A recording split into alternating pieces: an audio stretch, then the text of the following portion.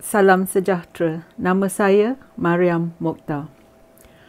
Dr. Mahathir Mohamad adalah halangan utama bagi pembaharuan yang bermakna di Malaysia, dan sama ada anda suka atau tidak, kita ni semua anak Mahathir. Mantan Perdana Menteri Malaysia yang berumur 96 tahun mempunyai beberapa dasar yang telah menjejaskan kita semua. Dengan cara yang sama seperti tingkah laku seorang bapa yang tidak bertanggungjawab membawa dan memberi kesan yang besar terhadap anak-anaknya. Mahathir berkelakuan seperti dia harus menjadi Perdana Menteri Malaysia untuk seumur hidup, dan dalam temu bual dengan utusan Malaysia minggu lepas, dia salahkan pemimpin pembangkang Anwar Ibrahim kerana menggagalkan usahanya untuk menjadi Perdana Menteri. Ini adalah sifat Mahathir yang sebenarnya. Semua orang akan dipersalahkan kerana ketidakupayaannya untuk mendapatkan apa yang dia nak dan telah menghalangnya mencipta apa yang dia ingini. Dia pernah berkata, Melayu mudah lupa.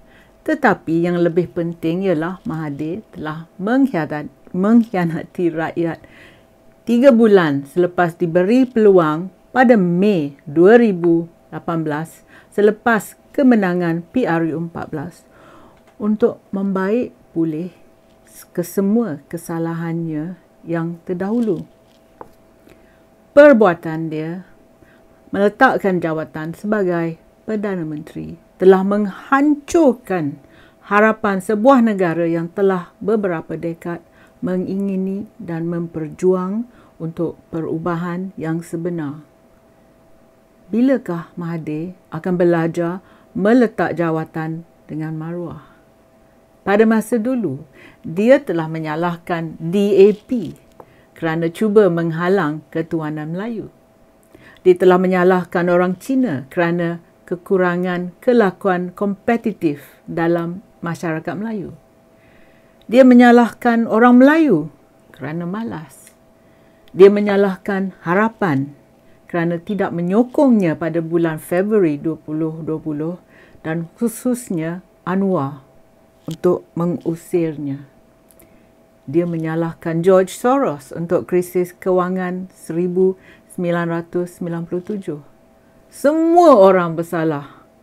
Selalu ada seseorang lain yang boleh dipersalahkan olehnya. Penyokong Mahathir pula mengalu-alukannya seperti ia raja de facto. Oleh kerana sebahagian besar sejarah Malaysia yang diputarbelikkan, golongan muda tidak menyedari taktik Mahathir memecah belah rakyat. Sementara ramai ahli generasi yang lebih tua percaya sangat dan kagum dengan menara kembar Petronas Twin Towers KLCC dan juga kompleks KLIA. Dalam wawancara utusan tu, dia enggan bertemu Anwar ataupun Presiden Bersatu Muhyiddin Yassin dalam khemah besar pembangkang. Dia mendakwa bahawa kedua-dua Anwar dan Muhyiddin adalah tidak lurus. Walau bagaimanapun, apabila diminta memberi penjelasan lanjut, jawapannya hanya mengulas mengenai Anwar saja.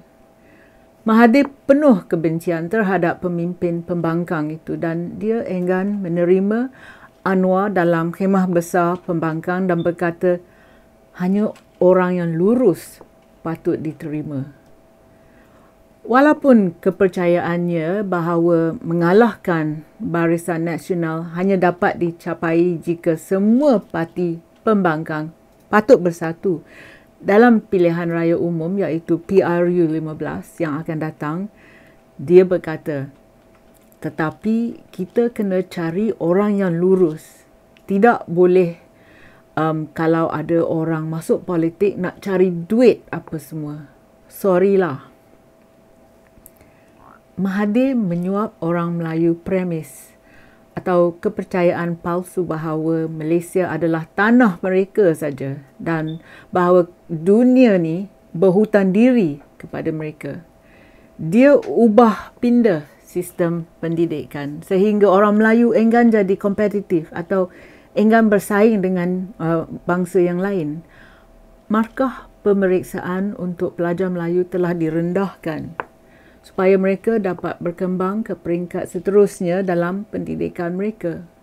Ramai pelajar bukan Melayu yang bijak dan keras bekerja telah diketepikan dan beasiswa yang sepatutnya diberikan kepada mereka sebaliknya diserahkan kepada pelajar-pelajar Melayu yang tidak cekap dan kurang kebolehan mereka. Akhirnya, negara-negara asing seperti Taiwan, Singapura, Australia dan Amerika Syarikat berikan beasiswa dan pertolongan supaya pelajar-pelajar muda dan cerdas ini satu peluang supaya mereka dapat berkembang dan maju dalam apa bidang yang mereka pilih.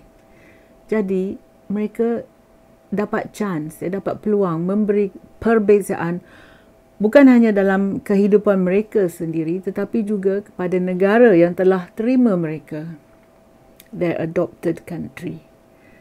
Sepatutnya Malaysia bangga dan kagum menerima begitu banyak daripada belia berbakat kita. Tetapi Mahathir buat tak peduli saja. Mahathir suka menyalahkan orang lain kerana kegagalan dan ketidakamannya sendiri, his own insecurities and failures.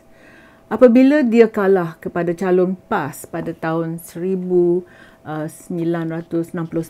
dia menyalahkan orang Cina kerana beralih kesetiaan dari UMNO ke PAS. Apabila dia dipecat dari Majlis Tertinggi UMNO dan diusir dari UMNO pada akhir tahun 1969, dia telah menulis buku rasisnya, The Malay Dilemma. Apabila dia dan Tengku Razali Hamzah berlawan pada pilihan raya UMNO pada tahun 1987, UMNO diisytiharkan sebagai organisasi yang haram berikutan litigasi dalam mahkamah. Mahathir bertindak seperti orang yang penuh dendam. Dia melucutkan badan kehakiman, dia bertindak keras terhadap pengkritiknya. Mahathir tidak menerima kekalahan secara sukarela. Dia adalah yang Mat Salleh panggil sore loser. Sebagai pemimpin, dia sepatutnya menghalang rasuah tetapi dia masukkan orang-orangnya di badan kehakiman, dalam polis, dalam perkhidmatan awam, kementerian dan juga media. Kesemua institusi ini menyuarakan hanya pemikiran Mahathir dan menindas semua pendapat yang lain. Mahathir telah menghapuskan kemerdekaan institusi. Kepada rakan baik dan kroninya, Mahathir beri mereka pengaruh yang besar dan berlebihan dalam ekonomi negara.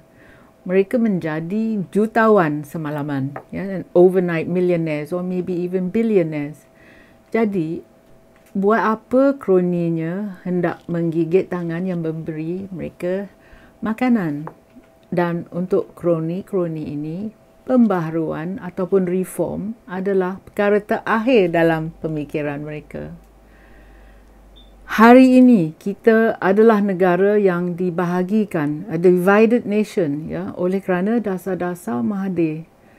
Negara ini terdiri dari mereka yang berada, dan juga dengan mereka yang tidak berkemampuan. The haves and the have-nots. Mereka yang gelar diri mereka sebagai ketuanan Melayu bertanding dengan keseluruhan Malaysia. Ahli-ahli kelab elitnya dapat melarikan diri dengan jenayah yang terdiri daripada salah urus kewangan, mencuri wang pembayar cukai, salah guna kuasa, seksisme, perkauman, nepotisme, kronisme, ekstremisme, pembunuhan dan juga dalam pencucian wang. Mahathir memulakan lingkaran kemerosotan negara ini dan Perdana Menteri Malaysia yang berturut-turut selepasnya patut menghentikan perbuatan bisa dan toksik ini, tetapi mereka hanya menyempurnakan teknik Mahathir. They perfected his evil techniques. Kerana ini adalah satu-satunya cara untuk berpegang teguh pada kuasa dan menjadi sangat kaya tanpa bekerja. Akhirnya, kita semua anak-anak Mahathir kerana keluarga yang ada anak-anak kegemaran, favorite children, yang menikmati perhatian ayah yang tidak berbelah bagi, akhirnya keluarga ini akan berpecah dan musnah. Seperti negara Malaysia sekarang. Anak yang dianggap sebagai anak angkat tidak akan terima belas kasihan bapa mereka. Semua ketidakadilan ini berlaku kerana tiada ramai orang yang berani menentang Mahathir masa dulu. Satu-satunya cara untuk membina semula Malaysia, rebuild Malaysia, adalah untuk menolak mereka yang mempromosikan dasar toksik Mahathir. Terima kasih kerana sudi menonton. Jumpa lagi. Kalau anda suka video saya, sila tekan like dan subscribe pada channel YouTube saya. Pertimbangkan menyertai laman Patreon saya. Terima kasih.